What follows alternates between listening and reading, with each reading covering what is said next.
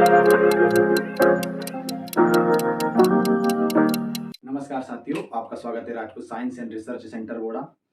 हमने अपनी पिछली क्लास में संविधान सभा के बारे में पढ़ा था और आज हम चर्चा करेंगे भारतीय संविधान की विशेषताएं।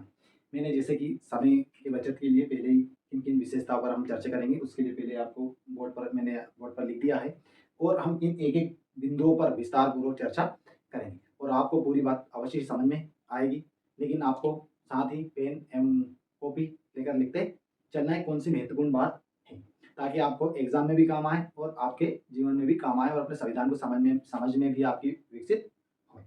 तो आज हम चर्चा करेंगे संविधान की विशेषताओं के बारे में। संविधान की पहली विशेषता अपन अगर बात करते हैं तो वो है विस्तृत संविधान।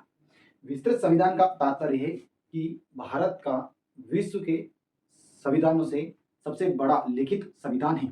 पहले अगर हम चर्चा कर लेते हैं इस पर कि विश्व का पहला लिखित संविधान किसका है लिखित, तो वो है यूएसए यानी अमेरिका का। और अगर पूछे कि विश्व का सबसे बड़ा लिखित संविधान किसका है तो वो है भारत का सबसे बड़ा। लेकिन आपसे पूछे कि पहला संविधान किस देश का है तो आप उसमें उत्तर देंगे ब्रिटेन।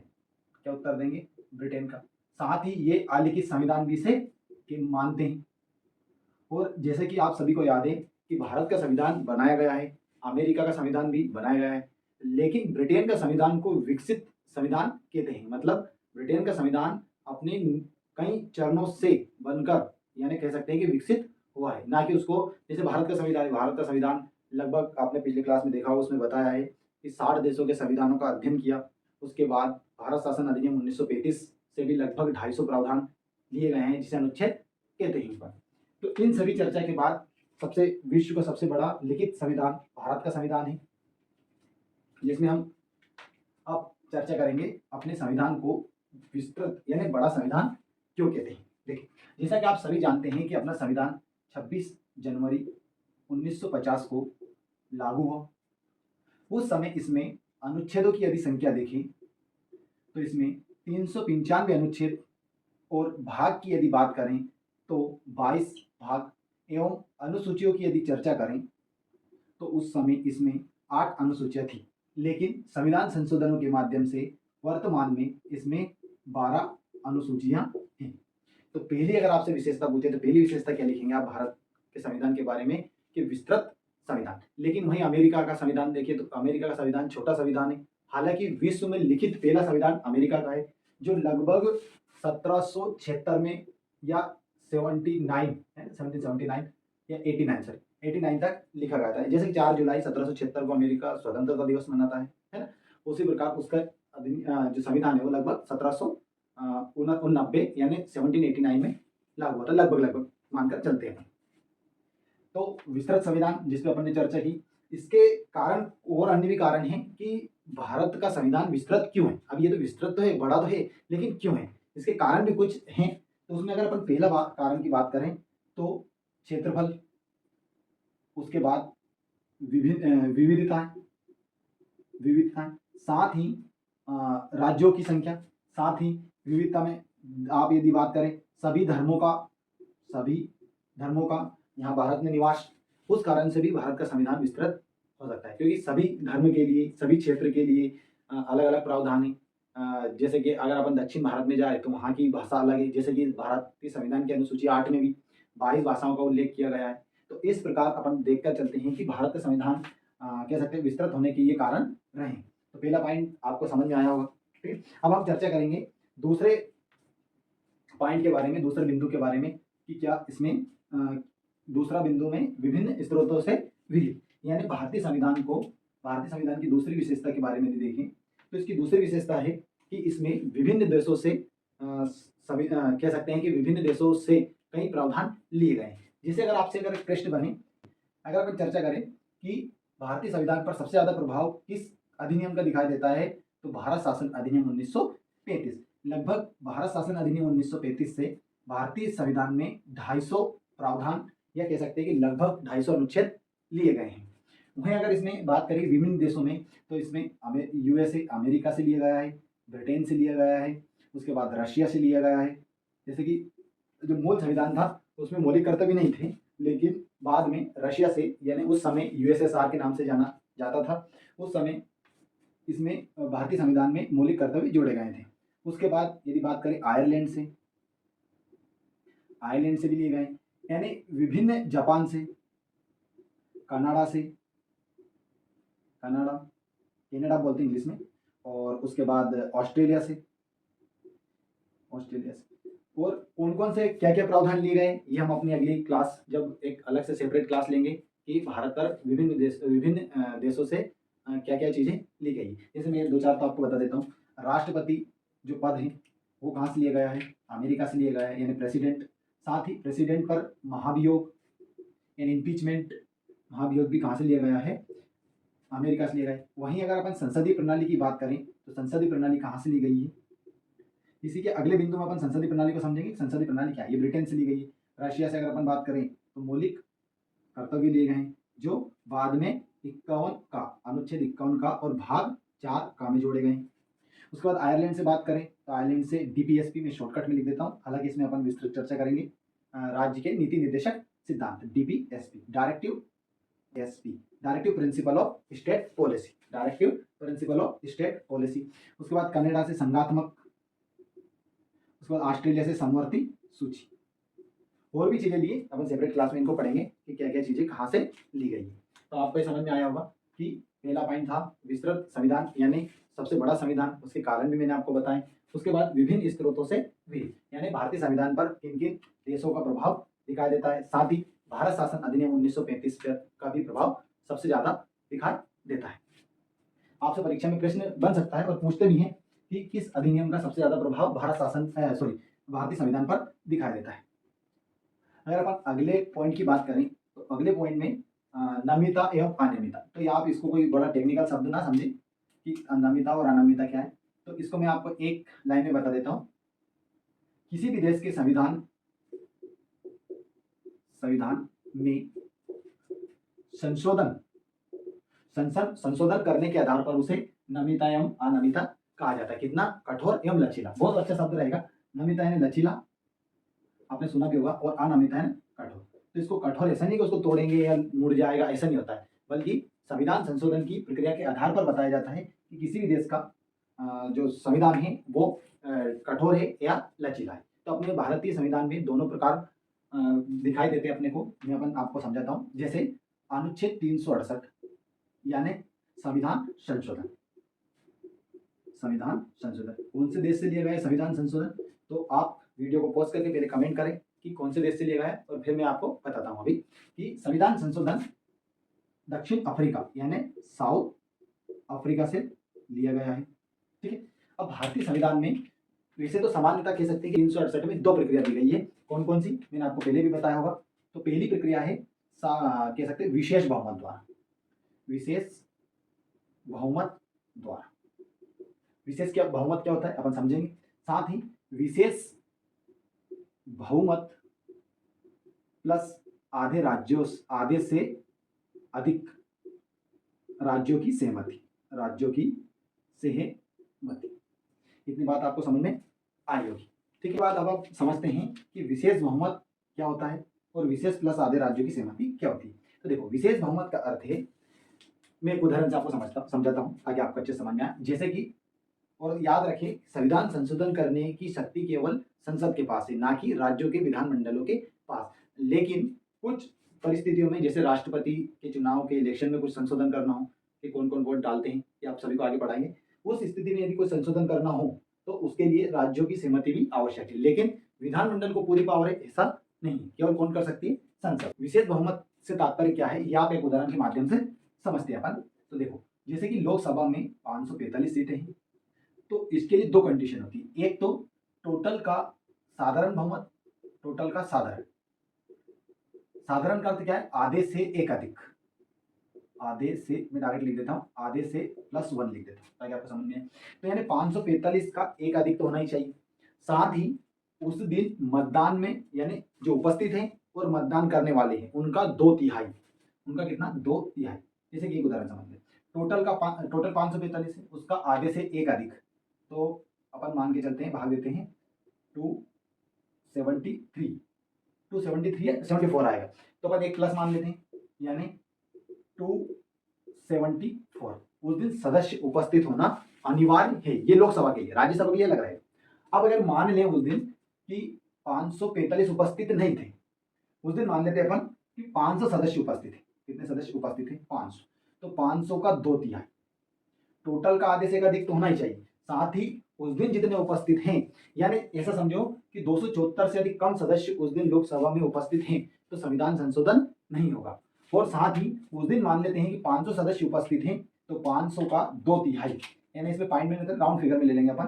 तो यहाँ पर 13 × 13 और 2 6, और उसके बाद फिर 2 6 इंटू 2, तो 12 और 1 13 और 2 1 3, यानी उस दिन 332 सदस्यों के हस्ताक्षर मतदान करना आवश्यक है। आया आपको समझ में? इसी प्रकार राज्यसभा के लिए होता है, तो विशेष बहुमत ही होगा। अब यहाँ पर यदि अपने को दूसरी प्रक्रिया समझें, तो विशेष बहुमत प्लस आधे से अधिक राज्यों की सहमति। जैसे आपने लोकसभा से विशेष बहुमत द्वारा पारित करवा लिया, उसके बाद राज्यसभा से विशेष बहुमत द्वारा पारित करवा लिया, उसके बाद भारत के सभी राज्यों यानी 28 राज्य हैं, 28 राज्य से एक अधिक यानी 15 राज्यों की जो विधानमंडल है और जहां पर विधान परिषद है 5 राज्यों में, उनमें भी ये बिल पास होना आवश्यक है। उसके बाद संविधान संशोधन माना जाता है। तो इस आधार पर अपन कह सकते हैं कि भारतीय संविधान क्या है? कठोर है। किस आधार पर? विशेष बहुमत द्वारा। लेकिन यदि हम किसी राज्य को बनाना, नए राज्य को बनाना या सीमाओं में परिवर्तन करना, इन कुछ जो जैसे किसी बिल को कानून बनाना, ये जो साधारण बहुमत है, इसमें केवल साधारण बहुमत है। लोकसभा और राज्यसभा से यदि आधे से एक अधिक आधे से एक अधिक सदस्य द्वारा पारित कर दिया जाता है, तो उसे अपन और राष्ट्रपति के सिग्नेचर के बाद उसे हम क्या मान लेते हैं? कानून। तो साधारण बहुमत भी है, विशेष प्लस आधे राज्यों की सहमति भी है, और विशेष बहुमत भी है। लेकिन अनुच्छेद 368 में 2 प्रक्रिया ही बताई गई। तो आपको आई होप समझ में आया होगा कि लचीला और कठोर क्या होता है। अब हम आगे चर्चा करेंगे अगले बिंदु पर, संसद का संसदीय स्वरूप। यहाँ पर आप याद रखें कि विश्व में सबसे कठोर संविधान अमेरिका का माना जाता है, वहीं सबसे लचीला ब्रिटेन का माना जाता है। ब्रिटेन की संसद के लिए एक शब्द कहा जाता है कि उसे आदमी को औरत और औरत को आदमी बनाने को छोड़ने के अलावा सब कुछ परिवर्तन कर सकती है, क्योंकि वहां पर साधारण बहुमत से यदि कोई एक्ट पारित हो जाता है तो उसे संविधान संशोधन मान लिया जाता है। जैसे कि आप सभी जानते हैं कि ब्रिटेन के संविधान को अलिखित संविधान कहते हैं। तो इसका अर्थ ये नहीं वहां कुछ लिखा हुआ नहीं। देखो, कोई भी एक्ट पारित होगा तो लिखा हुआ है, लेकिन वहां पर एक संविधान नामक कोई पुस्तक नहीं है। मतलब वहां पर कह सकते हैं कोई एक्ट बाइंडिंग नहीं है। अगर उनको बाइंडिंग कर दे तो कह सकते हैं कि वहां पर भी लिखित संविधान हो जाएगा। हाँ, लेकिन जैसी कुछ चीज नहीं होती है। जैसे उदाहरण के लिए कह सकते हैं कि हमें कागज और कलम की आवश्यकता क्यों पड़ी? क्योंकि लोग अवश्य ही अपनी बातों से मुखर गए होंगे, इसलिए आपने देखा कहीं पर भी लिखा पड़ी होती है, क्योंकि कोई भी व्यक्ति अपनी बात से मुकर सकता है। अब हम बात करते हैं संसद का संसदीय स्वरूप। लगभग आपने एक अध्यक्षीय प्रणाली यानी प्रेसिडेंशियल सिस्टम और एक पार्लियामेंट्री सिस्टम पढ़ा होगा। देखो, यहाँ पर इनको अपन समझने का प्रयास करते हैं कि जैसे अमेरिका है, यूएसए, तो यूएसए में प्रेसिडेंशियल सिस्टम, प्रेसिडेंशियल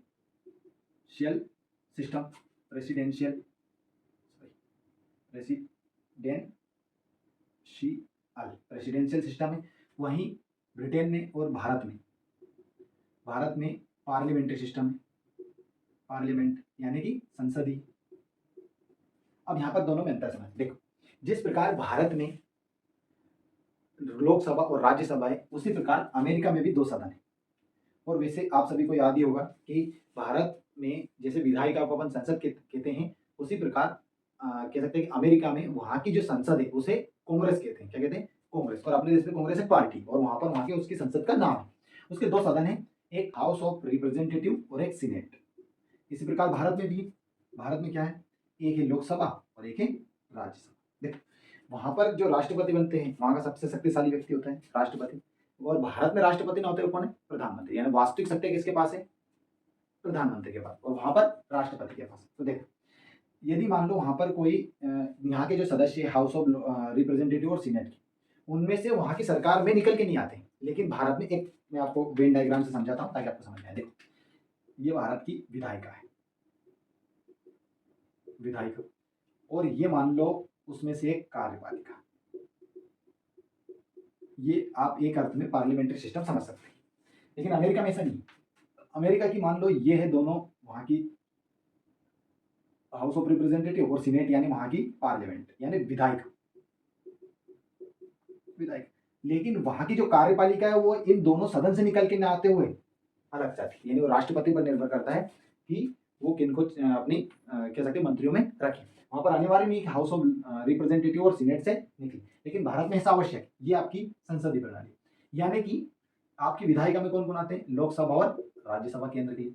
तो इनमें से ही यानी 545 इसके सदस्य और 245 इसके सदस्य, इन दोनों सदनों के सदस्यों में से ही कार्यपालिका में निकल के आते हैं। अब कार्यपालिका क्या होती है, कार्यपालिका का आप एक अर्थ में याद रख लेते हैं, सरकार से। सरकार जैसे नरेंद्र मोदी जी कहाँ से सांसद बनते हैं, वाराणसी से। तो यानी वो लोकसभा के सदस्य हैं, और लोकसभा के सदस्य हैं इसलिए वो कार्यपालिका में आते हैं। कार्यपालिका यानी मंत्रियों का समूह, आप ऐसा मान के चल सकते हैं, यानी प्रधानमंत्री और उसकी मंत्रिपरिषद। लेकिन प्रेसिडेंशियल सिस्टम में ऐसा आवश्यक नहीं। तो ये आपका संसदीय स्वरूप आया समझ में।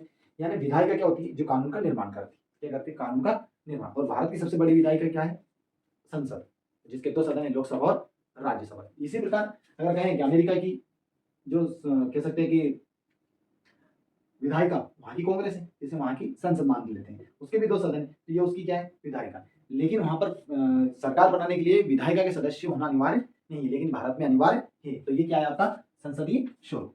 आई होप आपको समझ में आया होगा। अगर आपको समझ में नहीं आया तो आप एक बार और रिवाइज करके देख लेना। भारत में कह सकते हैं कि अप्रत्यक्ष इलेक्शन होते हैं राष्ट्रपति के, वहीं प्रधानमंत्री के लिए लोकसभा के प्रत्यक्ष इलेक्शन होते हैं। हालांकि कभी आप अपन सामान्यतः कह देते हैं कि प्रधानमंत्री के चुनाव होते हैं, तो सामान्यतः उसे अपन लोकसभा का चुनाव कहते हैं, क्योंकि प्रधानमंत्री का मनोनयन होता है उस पार्टी से जिस पार्टी को लोकसभा में बहुमत प्राप्त हुआ हो। इसी प्रकार राज्यों में भी होता है, राज्यों में भी उस राज्य की विधानसभा जिसे अपन कहते हैं, वहाँ की विधायिका, उसमें बहुमत हासिल होना अनिवार्य, तभी उस राज्य का वो सीएम बनता है। अब हम आगे चर्चा करते हैं 3 पॉइंट के बाद, एकीकृत एवं स्वतंत्र न्यायपालिका। अब एकीकृत एवं स्वतंत्र न्यायपालिका का अर्थ क्या है, जो न्यायपालिका यानी कह सकते हैं कि तीनों बैलेंस के रूप में चलती है। कौन कौन सी, एक विधायिका, कार्यपालिका और एक न्यायपालिका। अब भारत की सबसे बड़ी न्यायपालिका क्या है, सुप्रीम कोर्ट, यानी सुप्रीम कोर्ट। इसी प्रकार, और भारत में कितनी है, एक, सुप्रीम कोर्ट की संख्या 1। लेकिन अगर आप आपसे चर्चा करें हाईकोर्टों की संख्या कितनी है, तो उसमें लगभग 26 हाईकोर्ट पूरे भारत में। जैसे मध्य प्रदेश, तो मध्य प्रदेश की हाईकोर्ट कहाँ है, जबलपुर, तो उसे अपन कहेंगे जबलपुर हाईकोर्ट। क्या कहेंगे, जबलपुर। इसी प्रकार 3-4 राज्यों के लिए भी, जैसे असम है, उधर मेघालय के लिए गुवाहाटी हाईकोर्ट, महाराष्ट्र के लिए, गोवा के लिए एक ही मुंबई हाईकोर्ट, जैसे कह सकते हैं कि गुजरात में एक हाईकोर्ट है। इसी प्रकार तो उस राज्य में जहाँ पर है उस इस प्रकार स्वतंत्र न्यायपालिका है, यानी कि ये ना तो विधायिका में आती है ना ही कार्यपालिका में, ये अपने आप में अलग होती है। लेकिन आप सभी को याद है, तीनों एक दूसरे से बैलेंस करके चलती है। तो देखो मैं आपको एक बार बता देता हूँ, विधायिका का कार्य क्या है, कानून का निर्माण, कानून का निर्माण, और इसके दोनों सदन मिलकर कानून का निर्माण करते हैं। वहीं जो कानून बना उसको लागू करवाना या करने का कार्य किसका है, कार्यपालिका। कार्यपालिका यानी सरकार का, किसका है, सरकार का। और उस कानून जो बना विधायिका द्वारा बनाया या कार्यपालिका द्वारा पेश किया गया, उसमें कोई ऐसी गलती तो नहीं है जो संविधान से कुछ अलग हो, या संविधान में मौलिक अधिकार हो या मौलिक कर्तव्य हो या नीति निर्देशक तत्वों के विरुद्ध हो, यानी संविधान से सुसंगत ना हो, तो उसको चेक करने का अधिकार किसके पास है, न्यायपालिका का। न्यायपालिका का नाम ही है, अर्थात न्याय करना। केशवानंद भारती मामला आपको याद ही होगा, उसमें आगे ज्यादा डिबेट में ना जाते हैं, उसको हम आगे पढ़ेंगे। तो आपको ये पॉइंट भी आपको अच्छे से समझ में आया होगा। और यदि हम न्यायपालिका में और चर्चा करें, तो जो न्यायपालिका है इसमें भी स्तर है। जैसे सबसे बड़ी न्यायपालिका क्या है अपनी, सुप्रीम कोर्ट, उसके नीचे स्तर में कौन आती है, हाई कोर्ट, सभी राज्यों की हाई कोर्ट आती है, ठीक है। उसके बाद इनके अधीन भी क्या आती है, अधीनस्थ न्यायालय जिन्हें बोलते हैं, अधीनस्थ न्यायालय, जिससे सामान्यतः डिस्ट्रिक्ट कोर्ट या जैसे अपने तहसील इनमें या जिले में होती है, उनको अपन अधीनस्थ न्यायालय बोलते हैं। इस तरह इनका क्रम होता है। अगर हम अगले चर्चा बात करते हैं मौलिक अधिकार, आप शुरू से पढ़ते आ रहे होंगे 6वीं 7वीं 8वीं से मौलिक अधिकार क्या होते हैं। तो भारतीय संविधान के भाग 3 में वर्णित मौलिक अधिकार, जिनकी मूल संविधान में संख्या कितनी थी, 7, और वर्तमान में कितनी है, 6। इनकी चर्चा अलग से टॉपिक रहेगा, जिसमें भाग 3 अपन बड़े विस्तार से पढ़ेंगे। तो भाग 3 के बारे में थोड़ा सा मैं बता देता हूँ आपको। भारतीय संविधान में मौलिक अधिकारों का होना भी भारतीय संविधान की विशेषता में गिना जाता है। वहीं अगर अपन चर्चा करें इसमें, तो ये भारतीय संविधान की जो 22 भाग मैंने आपको शुरुआत में बताया था, उसमें भाग 3 में वर्णित है।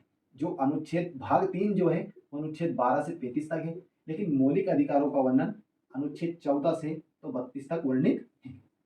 हालांकि मौलिक अधिकारों में कुछ रिस्ट्रिक्शन भी है, कुछ सीमाओं के साथ आपको प्राप्त होते हैं। जैसे उदाहरण के लिए अनुच्छेद 19 के अंतर्गत बोलने की स्वतंत्रता आती है।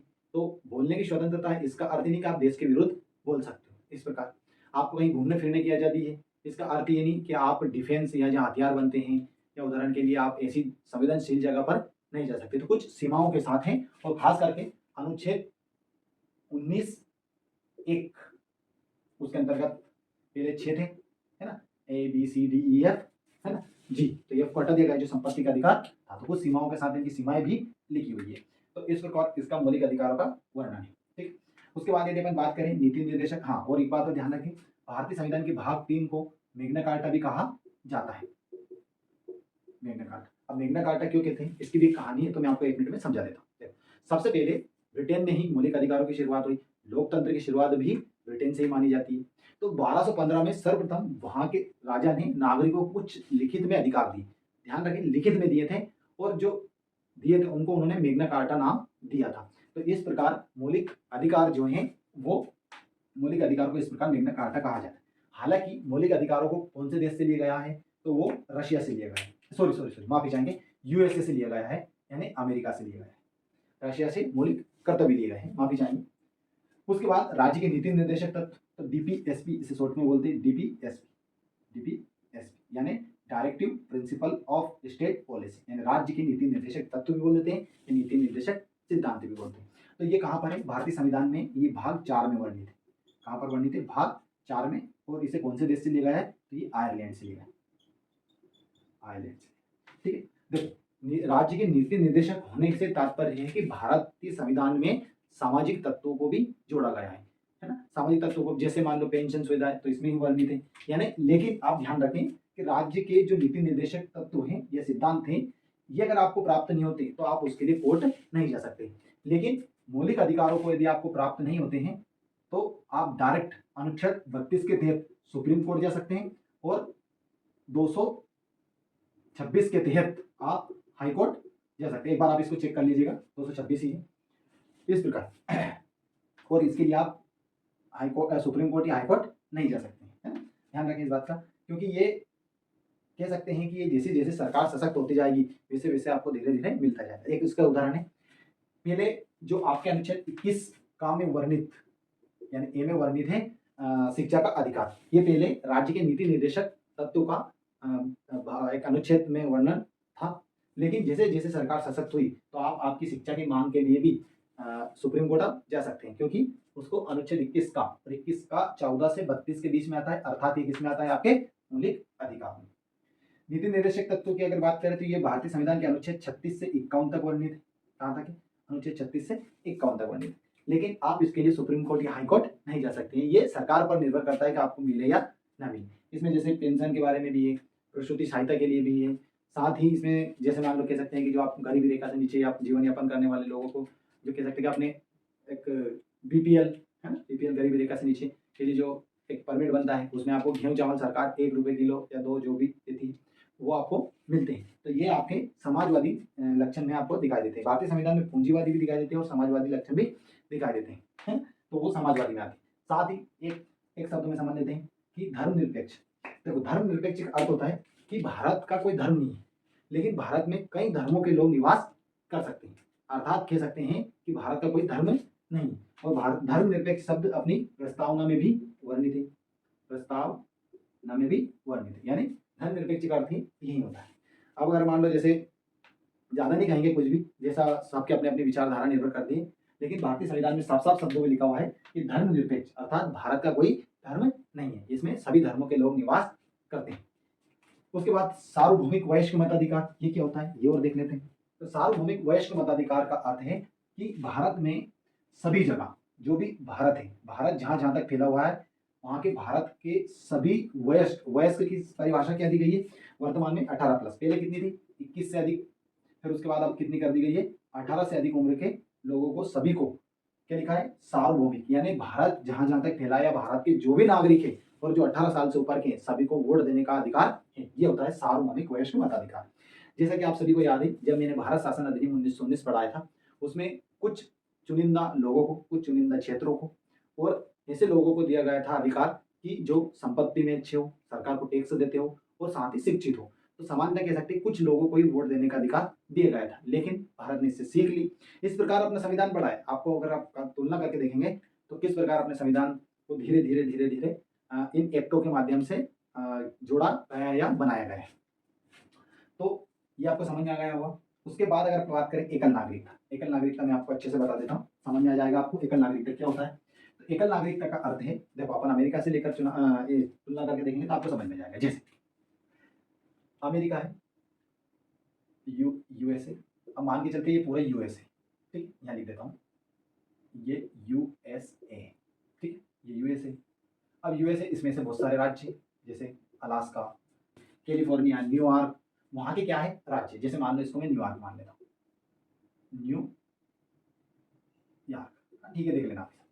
तो आपको वहाँ पर जो नागरिकता है वो दोहरी नागरिकता है। तो कैसे, आपको अगर वहाँ रहना है, आपको वहाँ का वीजा लेना है, वहाँ परमानेंट रहना है, तो आपको पहले तो उस देश की नागरिकता लेनी पड़ेगी, यानी अमेरिका की आपने नागरिकता ली। उसके बाद इन जो 50 राज्य है वहाँ पर, इन 50 राज्यों में से आपको किस राज्य में रहना है वहाँ की भी नागरिकता लेनी पड़ेगी। इस कारण वहाँ पर कैसी नागरिकता है, दोहरी नागरिकता, दोहरी नागरिकता, ठीक है। आपको इतना समझ में आया कि दोहरी नागरिकता क्या होती है। तो भारत में एकल नागरिकता है, यानी कि जैसे भारत है पूरा, इंडिया है और इसमें भी 28 राज्य। तो आपने एक बार इंडिया की नागरिकता ले ली तो आपको ऐसे मध्य प्रदेश, उत्तर प्रदेश, छत्तीसगढ़, बिहार इनकी नागरिकता लेना आवश्यक नहीं। अर्थात भारत में किसी नागरिकता है, एकल नागरिकता, यानी आपने जो देश की नागरिकता मिल गई वही आपको पूरे भारत की नागरिकता मिल गई। लेकिन दोहरी नागरिकता में ऐसा नहीं, दोहरी नागरिकता में आपको उस देश की नागरिकता लेने के साथ साथ राज्य की नागरिकता लेना भी आवश्यक है। साथ ही इसका एक और अर्थ भी निकालते हैं कि जैसे भारत है, भारत में आप भाग 2 पढ़ेंगे पर नागरिकता, तब आपको समझ में आएगा कि नागरिकता क्या होता है, विस्तार से पढ़ेंगे अपन भाग 2 को भी।